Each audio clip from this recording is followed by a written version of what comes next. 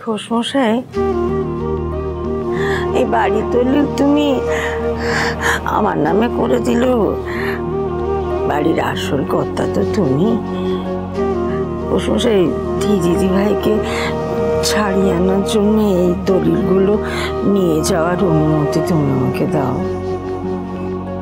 মহেশ্বরী, যে ধী হবার পর তুমি তাকে মন থেকে মেনে নিতে পারোনি, সেই ধী দিদিভাইয়ের জন্য আজকে তুমি ঘোষবাড়ির সবকিছু দিতে রাজি আছো।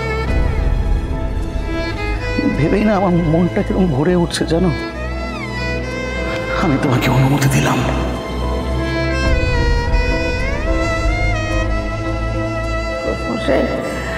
আমি বেঁচে ফিরবো কিনা জানি না, শাখা সিঁদুর নিয়ে যেন যেতে পারি। আমাকে তুমি আশীর্বাদ করো।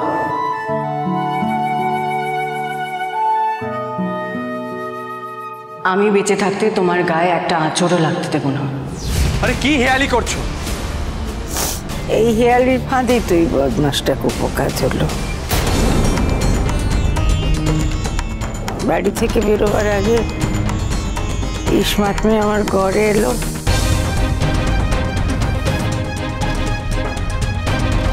আন্টি, তুমি আজকে দলিলটা নিয়ে বেরোবে ঠিকই, মুভিতে লোকেরাও ওকে সেই খবরটাই দেবে, কিন্তু তুমি গিয়ে মোহিতের মুখোমুখি দাঁড়াবে না।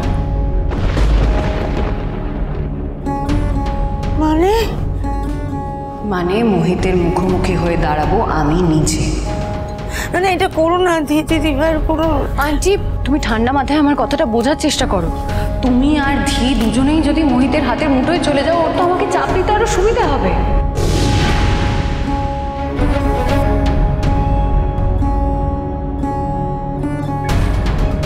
ওই জোড়া ব্রিজের কাছে কদমতলায় মোহিতের লোকেরা দাঁড়িয়ে থাকবে দেখার জন্য তুমি একা গেছো কিনা। ওরা যেই দেখবে তুমি একা গেছো আর মোহিতকে খবরটা দিয়ে দেবে, সেখান থেকে মোহিতের গুদাম ঘরের রাস্তার মাঝে আমরা দুজনে অদল বদল করে নেব। এটাই একমাত্র উপায় ধীরের কোনো ক্ষতি না করেই মোহিতকে ধরার। ইসমাত মেয়ে, এতে দিদি ভাইয়ের কোনো ক্ষতি হবে না তো? আন্টি, তুমি আমার উপরে ভরসা করো, আমি বেঁচে থাকতে তোমার আর ধীর আমি কোনো ক্ষতি হতে দেব না। বলছিলাম যে কে একটা আছে না, মোহিত সরখেল, ও কি ধরা পড়ে গেছে মা? না, হারাধন সরখেলের ছেলে মোহিত সরখেল মারা গেছে।